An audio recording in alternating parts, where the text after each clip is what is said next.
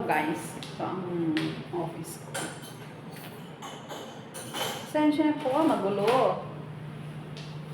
Yung mga bata lang naman. Ito guys, ito ang lutuan ko mga guys. Ang lutuan ko, foron. Feren sa Kuwait Feren. Ito foron. Touchscreen to guys. Ito, 5 yung lutuan. Kung gusto mo magluto ng tinapay, mga sis, ito, buksan mo lang ito guys. Mga sis, ito. Ito ako nagluluto ng mga tinapay, mga patar, mga ganun. Dito guys. Buksan lang natin dito. Dito. Click mo itong start. Then, pag gusto mo mag-broil, broil mo. Pag gusto mo na ang bake, yun, pwede, ano mo lang yung bake. Start mo ganun. Tapos, yun, may mga ano ako. Hindi ako nauubusan ng mga ano guys. Dami talaga akong mga customer dito guys. So, ito ang ref ko, dito ang lagayan ng gulay ko. Ito, yung mga vegetable ko dito, fruits, mga vegetables. Ito, kompleto lahat yan guys. Muli mo na yung... Tapos ito guys, karne. Karne ng, ano na yun? Anong tawag dun sa carnero? Ito po ang carnero, yung karne ng carnero. Ito po yung mga karne ko guys, kung magluluto ako. Mga rekado ko din. Ito parang yung mani, parang mani ito. Ito yun guys. Okay, punta naman tayo dito sa ano guys.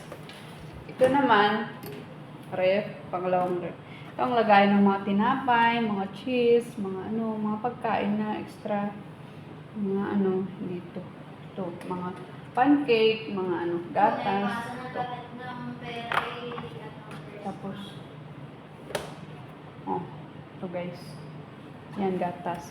Ito naman guys, ito din yung mga freezer, mga manok din dito. Mga patar, yung mga chicken nuggets, yun. Ito mga ibang rekado ko din. Ito ang ko. Ginagawa ko ng pizza or mga patar. Ito. Kamatis. Mga nagiling na mga nakaprepare na vegetables ko. Ito po. Ito lang naman po ang aking trabaho. Bye-bye guys! Hindi pa pala. Ito ang initan ng tubig ko. Ito. Gilingan naman ng mga kamatis ko at mga kung gagawa ako ng bechamel, ganun. Ito yung ko. Lutuan ng, kung gusto mong magluto ng mga dito, patire, dito mo din iluto. Pero mas masarap kasi pag iluto mo dito sa foron.